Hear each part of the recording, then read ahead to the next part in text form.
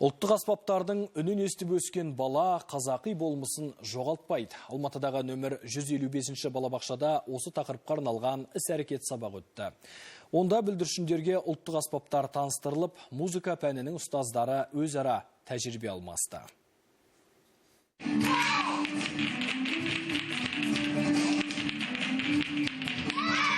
Музыканың адам өмірінде алар рөлі ерекше. Әуен арқылы өскелең ұрпақ өзінің тарихы мен салт дәстүріне терең бойлай алады. Осыны жете түсінген Бостандық ауданының Бөбекжай балабақшалары музыка іс-әрекетіне аса мән береді. Бүгін нөмірі 155 балабақшада ұлттық аспаптар тақырыбында арнайы дәріс өтті. Өтіліп жатқан іс-шара музыкалық аспаптар мен ұлттық құндылықтарды балалардың бойына сіңіру,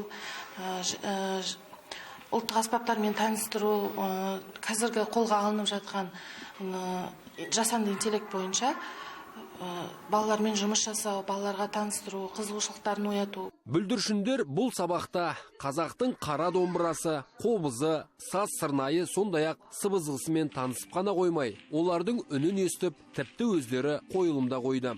Ойын түрінде өткен сабақ барысында ұлттық аспаптарға қатысты мақал-мәтел айтылып, жұмбақтар жасырылды. Баланы дамуына өте көп әсер ететін осы музыканттармен, музыка сабақтары. Музыканы бізде тек қана бір сабақта ғана емес, ол негізінде таңертең балаларды қарсы алу, таңертеңгі жаттығу, сосын балаларды сөйлетуге, ырғақ, ритмикаға, өздерін интеллектуалды дамытуға рөлі өте зор деп айтқым келеді. Семинар соңында барлық қатысушыларға арналған психологиялық тренинг өткізілді.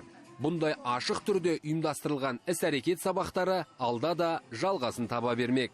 Асыл Махметов, Гүлмарал Изатқызы, Ғани Қалуов, Алматы телеарнасы.